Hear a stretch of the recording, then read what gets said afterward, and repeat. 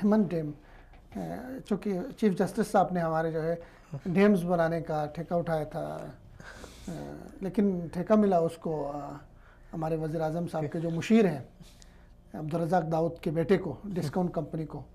तो इस पे एक तो कॉन्फ्लिक्ट ऑफ इंटरेस्ट, पहले हमारे इमरान खान साहब वज़ीर आज़म साहब कहते थे जी ऐसे लोगों को आप ठेके ना दे दें जिससे अकरबा परवरी हो सकती है, जिससे किसी और का हक गसब हो सकता है, जिससे ऐसे लग सकता है कि जी यहाँ पे आपने जो आपके रूल्स थे, आपके उसूल थे उनको तोड़ा, अकरबा परवरी की, अपनों को नवाजा। तो इमरान खान साहब के ऊपर ये हर्फ आ रहा है मेहमन डैम को लेकर। मेहमन डैम बन रहा है सवात के पानियों के ऊपर, बहुत ज़रूरी है डैम्स बनने चाहिए पाकिस्तान में, जिस तरह के मुस्तकबिल की पाकिस्तान की वो है, ज़मीन हमारी बंजर हो रही है, खेत खलियान हमारे वीरान हो रहे, डैम तो बनने चाहिए। लेकिन यहाँ पे इमरान खान साहब के मुशीर के बेटे को, उस कंपनी को मिला ठेका, इस पर एतराज़ हो रहा, अपोजिशन एतराज़ कर रही है।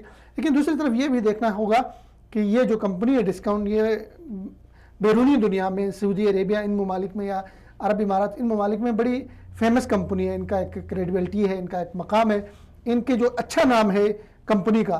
तो ये भी देखना होगा कि क्या सिर्फ बाप के किसी ओहदे में होने से उसका बेटा जो सी हो उसको कंपनी का ठेका मिलना चाहिए, नहीं मिलना चाहिए, इसके प्रोसेस को सही तरह से फॉलो किया गया नहीं। सिचुएशन ये है कि देखिए मेरिट जो होता है, मेरिट के अंदर दोनों तरफ को आपको देखना होता है।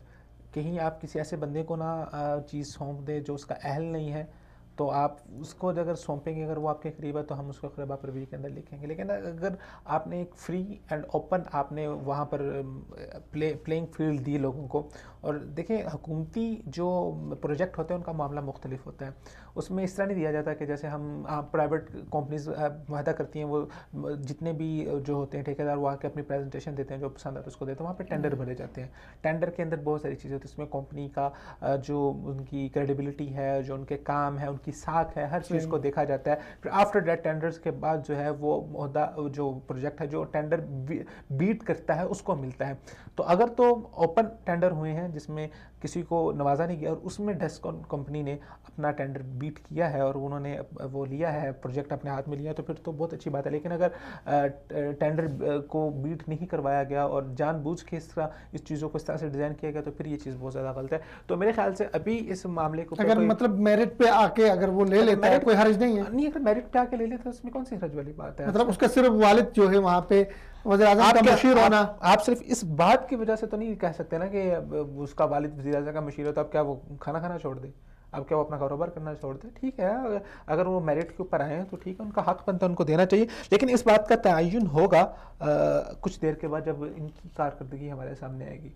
अब जब होता ही है कि जब अमूमी तौर पे पाकिस्तान का एक मिजाज ऐसा है, इंडिया का एक मिजाज ऐसा है कि यहाँ पर अपने लोगों को दिया जाता है, फिर बाद में क्या होता है, बाद में फिर वो ना GITयाँ बनती हैं, फिर वो केसेस खुलते हैं, उतने का ठेका नहीं होता, जितने पैसे आप उतने ऊपर की उसके ऊपर लगा देते हैं, वो ठेके वहाँ पे रुक जाते हैं, पता चलता है जिसमें इतनी किकबैक ली गई, इतनी किकबैक ली गई, इतनी किकबैक ली गई।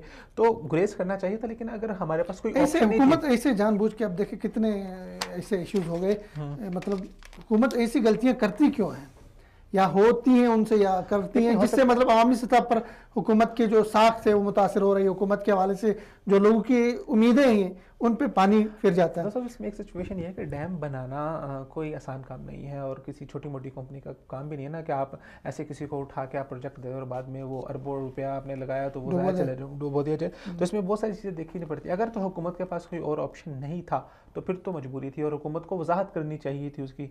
लेकिन हुकूमत का जो आगे से रवैया है वो मुझे बहुत अजीब किस्म का लग रहा है। आज ही फैसल वाड़ा जो है, जो अभी ज़खायर के वज़ीर ने कहा कि जी हम नहीं बदलेंगे, हम ठेका इसी तरह रहेगा, वो इस तरह आप आके लहजा उनका सख्त, लहजा आपका दुरुस्त नहीं है। अगर आपके पास कोई पावर आई है तो आप पावर आने के बाद जैसे कहते हैं कि जो एक बाज़रफ़ इंसान होता है जब उसके पास ताकत आती है तो वो मज़ीद झुक जाता है। तो आप अपने आला ज़रफ़ का मुज़ाहरा करते हुए ज़रा झुक के लोगों से बात करें। फैसल वाड़ा साहब ने उस दिन जो है प्रेस कॉन्फ्रेंस के अंदर जो उन्होंने तमाशा किया था वो भी सब दुनिया ने देखा। एक अच्छे भले सीनियर सहाफ़ी को उन्होंने सवाल किया। देखिए सहाफ़ियों का काम, सहाफ़ी सख्त सवाल करेंगे आपसे जब आप हुकूमत की चेयर पर बैठेंगे। चेयर सहाफ़ी भी कुछ अजीब से भी सवाल करते हैं। अब किसी ने उनको अपना क्या नाम देते हैं, अब्बासी साहब से सवाल किया, हमारे जो पुराने वज़ीर आज़म रहे थे, कि जी आपने चोरियाँ करना छोड़ दी, तौबा कर ली चोरियां करने से। तो अब ऐसे सवालात भी करते हैं जो किसी हद तक नामाकूल भी हैं, उसको किसी और आप तरीके से कर सकते थे। लेकिन